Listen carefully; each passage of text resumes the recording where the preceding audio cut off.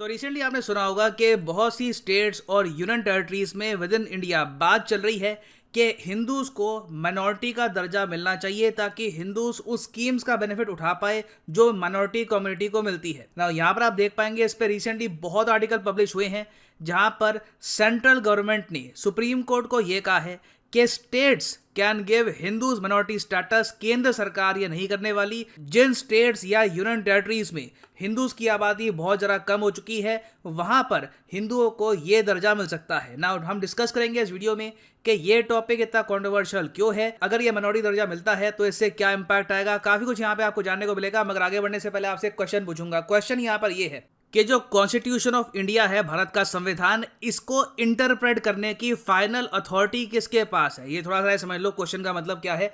मान लो कि शादी है, वहाँ पे एक आदमी लगातार एक के बाद एक खाई जा रहा है, उसका पेट बिल्कुल फूल गया है, पसीने आ रहे हैं और खाने की कैपेसिटी नहीं है मगर ज़बरदस्ती खा रहा है। किसी ने उससे पूछा आप इतना ज़रा क्यों खा रहे हैं आपसे जब इतना नहीं खाया जा रहा, तो वो आदमी कहता है मैं क्या करूँ, शादी के कार्ड पे लिखा है कि खाना 8 से लेकर 10 बजे है तो खाना तो पड़ेगा। तो उस आदमी ने बेसिकली शादी के कार्ड पे जो बात लिखी थी उसको मिस इंटरप्रेट कर दिया। तो संविधान में भी आप अगर देखें तो बहुत सी बातें लिखी हैं, आर्टिकल्स हैं, इनकी इंटरप्रिटेशन क्या होनी चाहिए कि ये जो सेंटेंस है, ये जो आर्टिकल यहाँ पर लिखा है, ये कह क्या रहा है। इसकी फाइनल अथॉरिटी हमारे देश में किसके पास है, किसकी बात फाइनली सुनी जाएगी, president, supreme court, council of ministers या फिर पार्लियामेंट। कमेंट सेक्शन में करिए उत्तर, सही आंसर मैं आपको दूंगा वीडियो के अंत में। ओके, सो ये जो पूरा इशू है माइनॉरिटी स्टेटस का, ये शुरू कहाँ से होता है। देखिए, बीजेपी के एक लीडर हैं अश्विनी उपाध्याय, इन्होंने रिसेंटली सुप्रीम कोर्ट में एक प्ली डाल दी। प्ली में इन्होंने यहाँ पर यह कहा कि देखिए आज के समय हिंदूज माइनॉरिटी हो चुके हैं 6 राज्यों में और 3 यूनियन टेरिटरीज में, मगर यहाँ पर जो माइनॉरिटी रिलीजन के लोगों के लिए जो स्कीम्स होती है, जो उनको प्रिविलेजेस मिलनी चाहिए, वो हिंदू कम्युनिटी को नहीं मिल रही। तो सुप्रीम कोर्ट को यहाँ पर डायरेक्ट करना चाहिए केंद्र सरकार को कि इसके लिए कुछ प्रबंध करे। अब केंद्र सरकार यहाँ पर यह कह रही है कि देखो हम लोग अपने हिसाब से, केंद्र सरकार हिंदूज को एक माइनॉरिटी नहीं मानती, तो अगर मान लो किसी स्टेट या यूटी में हिंदू की आबादी बहुत ज़्यादा कम हो गई है तो वहां पे वो स्टेट या यूटी डिक्लेयर कर सकती है उनको माइनॉरिटी। केंद्र सरकार ये नहीं करने वाली। तो अब सुप्रीम कोर्ट को यहाँ पर डिसाइड करना है कि ये इशू कौन रिजॉल्व करेगा, स्टेट, यूनियन टेरिटरीज या फिर केंद्र सरकार। तो ये जो अभी केस है चल रहा है, सुप्रीम कोर्ट ने अभी तक इस पर कोई वर्डिक्ट नहीं दिया। नाउ केंद्र सरकार ने यहाँ पर कहा क्या है, ये जानने से पहले अभी ये भी जान लो कि इंडिया में देखो टोटल आपको मिलेंगी 28 स्टेट्स और 8 यूनियन टेरिटरीज, टोटल हो गई 36 एंटिटीज। इनमें से 9 ऐसी एंटिटीज हैं जहां पर हिंदू रिलीजन के लोग अब मेजोरिटी में नहीं है। ये कौन कौन सी एंटिटीज हैं? लद्दाख, जम्मू कश्मीर, दोनों यूटी हो गई, फिर अरुणाचल प्रदेश, मणिपुर, पंजाब, लक्षद्वीप, नागालैंड, मेघालय, मिजोरम, ये सब जो यूनियन टेरिटरी स्टेट्स आप देख रहे हैं मैप में, यहाँ पे हिंदू पॉपुलेशन अब मेजॉरिटी नहीं है। अब यहाँ पर आप देख पाओगे, ये आपके सामने सेंसस का डेटा है। अब नीचे अगर मैं यहाँ पर स्क्रॉल करूंगा, पंजाब आप अगर देखोगे तो मेजॉरिटी रिलीजन है यहाँ पर सिखिज्म। हिंदू पॉपुलेशन यहाँ पे आपको मिलेगी 38.49%। फिर आप अगर देखिए जम्मू कश्मीर, यहाँ पे मुस्लिम पॉपुलेशन आपको जरा मिलेगी। फिर मेघालय में आप देखोगे क्रिश्चियन आबादी यहाँ पर जरा है, सिर्फ 11% आबादी यहाँ पे आपको मिलेगी हिंदू पॉपुलेशन वाली। नागालैंड में 8% के आसपास। अरुणाचल प्रदेश में हिंदू पॉपुलेशन अब बस 30% रह चुकी है। और अरुणाचल प्रदेश का केस देखिए, बहुत ही इंटरेस्टिंग है। अरुणाचल प्रदेश आप अगर देखो तो 1971 में यहाँ पर क्रिश्चियन पॉपुलेशन थी सिर्फ 1%, एक्चुअली लेस देन 1% कहा जाता है।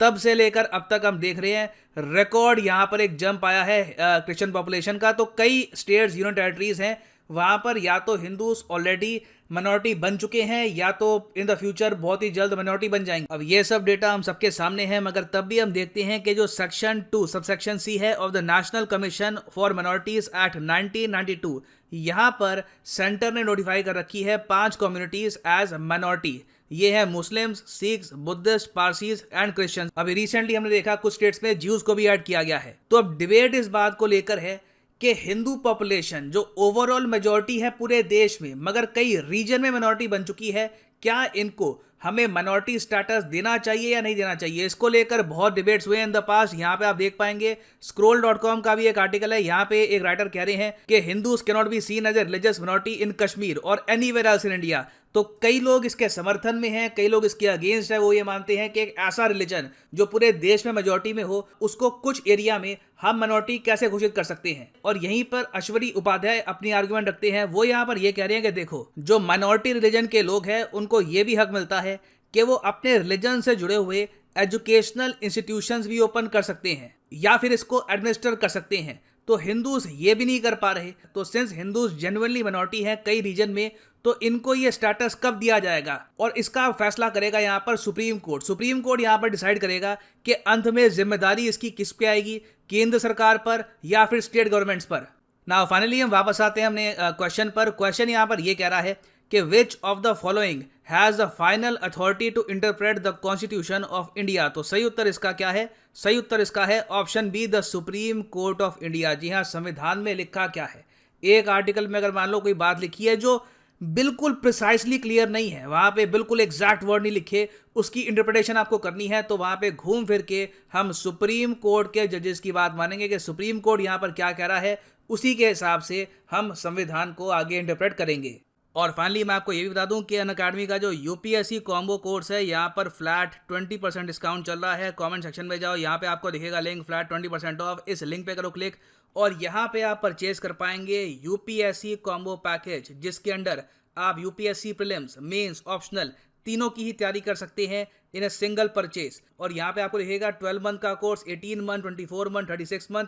अगर आपके पास अभी टाइम है, कॉलेज स्टूडेंट हो, 2-3 साल बाद आराम से एक यूपीएससी एग्जाम का अटैम्प्ट देना है, तो जो 36 मंथ का कोर्स है ये भी आप कर सकते हैं अटैम्प्ट। सिंपली यहाँ पे आपको कोड डालना है PD10 और प्राइसेस और ज़्यादा यहाँ पर गिर जाएंगे। You will get a flat 20% discount. So use the code PD10 and save money. इसी नोट के साथ ये है वीडियो का अंत। Thank you for listening and as always God bless you all.